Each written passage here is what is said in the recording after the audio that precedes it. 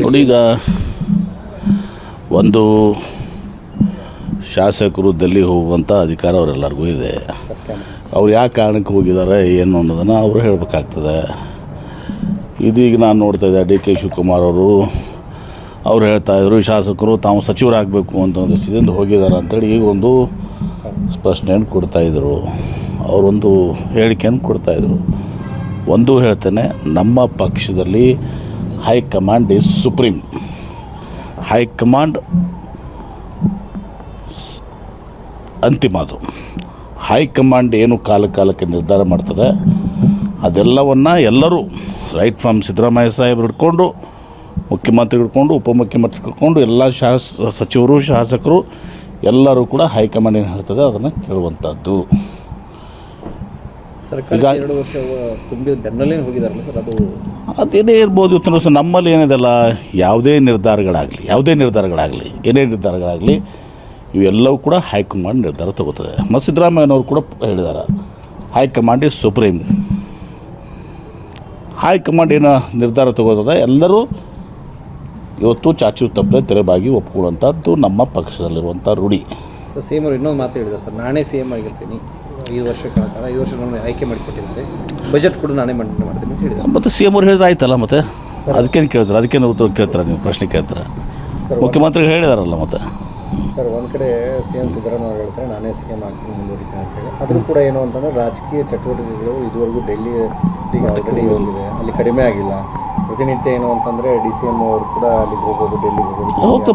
ಪಕ್ಷದ ಅಧ್ಯಕ್ಷ ಅದಾರ್ರಿ. ಅಲ್ಲ, ಅದ್ರ ಜೊತೆಗೆ ಈಗ ಸಿ ಎಂ ಅವ್ರು ಹೇಳಿದಾರಲ್ಲ 5 ವರ್ಷ ನಾನೇ ಮುಖ್ಯಮಂತ್ರಿ ಆಗಿರ್ತೀನಿ, ಇವತ್ತು ಮುಂದಿನ ಬಜೆಟ್ನು ನಾನೇ ಮಂಡನೆ ಮಾಡ್ತೀವಿ ಅಂತ ಹೇಳಿದ್ದಾರೆ. ಮತ್ತು ಡಿ ಕೆ ಶಿವಕುಮಾರ್ ಅವರು ಡೆಲ್ಲಿಗೂ ಅವರು KPCC ಅಧ್ಯಕ್ಷರು, ಅವರು ಪ್ರತಿಯೊಂದು ವಿಚಾರದಲ್ಲಿ ಕೂಡ ಅವ್ರು ಡೆಲ್ಲಿಗೆ ಹೋಗಬೇಕಾಗ್ತದೆ. ಅದಕ್ಕೂ ಹೋಗಬೇಕಾಗ್ತದೆ. ಬೇರೆ ಅನೇಕ ವಿಚಾರ ತಮ್ಮ ವ್ಯಾಪಾರ ಸಲುವಾಗೂ ಹೋಗಬೇಕಾಗ್ತದೆ. ಅನೇಕ ಸಲಂದವ್ರ 108 ಕೇಸ್ಗಳು ಅವ್ರ ಮೇಲೆ ಹಾಕಿದ್ದಾರೆ. ಅದಕ್ಕೂ ಅವ್ರು ಹೋಗಬೇಕಾಗ್ತದೆ ವಕೀಲರ ಹತ್ರ. ಅದು ಹೀಗೇ ಇದೆ. ಪಕ್ಷದ ಅಧ್ಯಕ್ಷರಾಗಿ ಇವತ್ತು ಸಕ್ಕ ಡೆಲ್ಲಿಗೆ ಹೋಗುವಂಥದ್ದು ಬೇಡ ಅಂತೀರಾ? ಕೆ ಸುರೇಶ್ ಅವರು ಹೇಳ್ತಾರೆ ಸರ್, ಸಿ ಎಂ ಅವರು ಸಿದ್ದರಾಮಯ್ಯನವರು ಏನು ಮಾತು ಕೊಟ್ಟಿದ್ರು ನಡೆಸ್ಕೊಡ್ತಾರೆ. ಅದು ಏನು ಮಾತು ಕೊಟ್ಟಿದ್ದಾರೆ ಬಿಟ್ಟಿದ್ದಾರೆ ಅದು ಡಿ ಕೆ ಸುರೇಶ್ ಅವ್ರಿಗೆ ಗೊತ್ತು.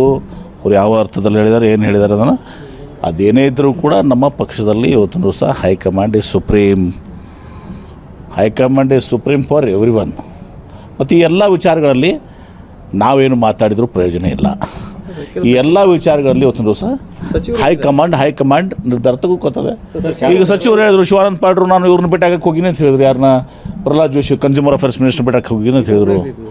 ಹಾಂ, ಮತ್ತೆ ಅಲ್ಲ ಸರ್, ಶಾಸಕರು ಸಚಿವ ಸ್ಥಾನಕ್ಕೆ ಹೋಗಿದ್ದಾರೆ. ಹೌದು ಸರ್, ಆದರೆ ಸಚಿವರು ಅದೇ ಹೇಳಿದ್ರಲ್ಲ, ಅವ್ರು ಸ್ಪಷ್ಟೀಕರಣ ಕೊಟ್ಟಿದ್ದಾರಲ್ಲ. ಈ ಶಿವಾನಂದ ಪಾಟ್ರು ಸ್ಪಷ್ಟೀಕರಣ ನೋಡ್ತಿದ್ದೆ ನಿನ್ನೆ ರಾತ್ರಿ.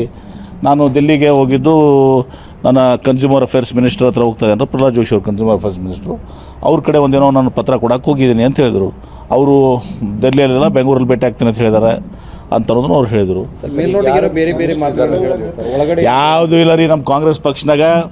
ಈ ಎಲ್ಲ ವಿಚಾರಗಳನ್ನ ಏನೇ ವಿಚಾರಗಳಿದ್ದರೂ ಕೂಡ ಹೈಕಮಾಂಡ್ ಅದನ್ನು ನೋಡ್ತದೆ. ಹೈಕಮಾಂಡ್ ಅದನ್ನೆಲ್ಲವನ್ನೂ ಕೂಡ ಬಗೆಹರಿಸ್ತದೆ. 2.5 ವರ್ಷ ಇದೇನಾದರೂ ತೀರ್ಮಾನ ಆಗಿದೆ ಸರ್? ಅದು ಮೊದಲಿಂದ ಕೇಳೋದು ನನಗೆ ಗೊತ್ತಿದೆ. ವೇದಿಕೆಯಲ್ಲಿ ಡಿ ಕೆ ಶಿ ಅವರು ಮಾತಾಡ್ತಾರೆ ಸರ್. ಯಾವಾಗ ಮಾತಾಡಿದ್ದಾರೆ ಡಿ ಕೆ ಶಿ ಅವರು? ಸೂಕ್ಷ್ಮವಾಗಿ ಮಾತಾಡ್ತಾರೆ ಸರ್. ಸೂಕ್ಷ್ಮವಾಗಿ ಏನು ಸೂಕ್ಷ್ಮವಾಗಿ ಏನು ಮಾಡಿದ್ದಾರೆ? ಸಿ ಎಂ ಸ್ಥಾನ ಸಿಗುತ್ತೆ. ಹೌದು, ಎಲ್ಲರಿಗೂ ಆಸೆ ಇದೆ. ಎಲ್ಲರಿಗೂ ಸಿ ಎಂ ಆಗೋ ಆಸೆ ಇದೆ, ಎಲ್ಲರಿಗೂ ಮಂತ್ರಿ ಆಗೋ ಆಸೆ ಇದೆ. ತಪ್ಪಿಲ್ಲದನ? ಅದು ಸ್ವಾಭಾವಿಕವಾಗಿ ಎಲ್ಲರಿಗೂ ಇರ್ತದೆ. ತಪ್ಪಿಲ್ಲ ಅವತ್ತು ಸರ್. ನಮ್ಮ ಜಿಲ್ಲೆಗೆ ಸೌಭಾಗ್ಯ ಸಿಗ್ಬೋದು. ಅದು ನೋಡೋಣ ಮುಂದೆ. ಅದು ಮುಂದೆ 22